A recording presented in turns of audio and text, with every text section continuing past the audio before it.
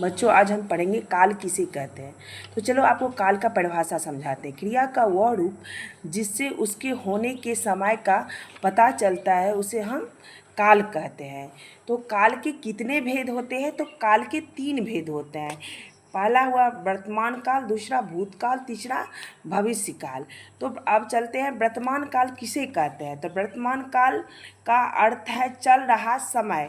क्रिया के जिस रूप में उसके चल रहे समय का पता चलता है उसे हम वर्तमान काल कहते हैं। हम पहचानेंगे कैसे वर्तमान काल कौन सा है? तो यदि हैं या होगा, होगी, होंगे या पहले ता ते ती रहे रहा ही है रहे हो उसे हम वर्तमान काल कहते हैं। जैसे रमेश से चाचा जी चिट्ठी लिख रहा है। रमेश के चाचा जी क्या कर रहे हैं?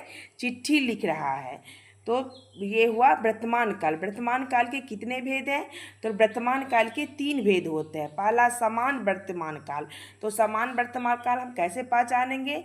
जिसके में ता ती ते हैं या हैं हो क्रिया के जिस रूप से उसके वर्तमान में समान रूप से होने का पता चलता है उसे हम समान वर्तमान कहते हैं। जैसे सुबह होते ही लोग पार्क में जाते हैं, ये तो समान है। सुबह होते ही हम लोग घूमने जाते हैं, पार्क जाते हैं, कहीं भी, ये हुआ समान वर्तमान काल।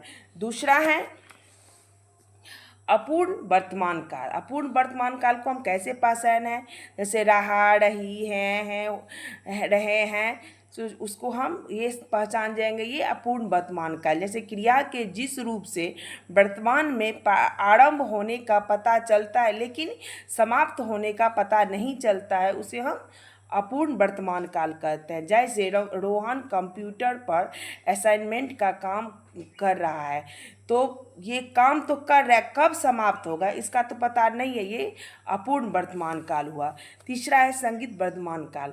उसको हम कैसे पसंद रहा, रही, रहे या ता ते ती होगा, होगी, होगा, ये होगा, तो ये संगीत वर्तमान काल है। जैसे वर्तमान काल की जिस क्रिया से उसके वर्तमान काल में होने के संदेह हो उसे हम संगीत वर्तमान काल कहते हैं। जैसे सूर्योदय हो रहा है, क्या हो रहा है? सूर्योदय हो रहा है। पक्षी चहचहा रहे होंगे, कलियां खिल रहे होंगे, ये हुआ संगीत वर्तमान काल।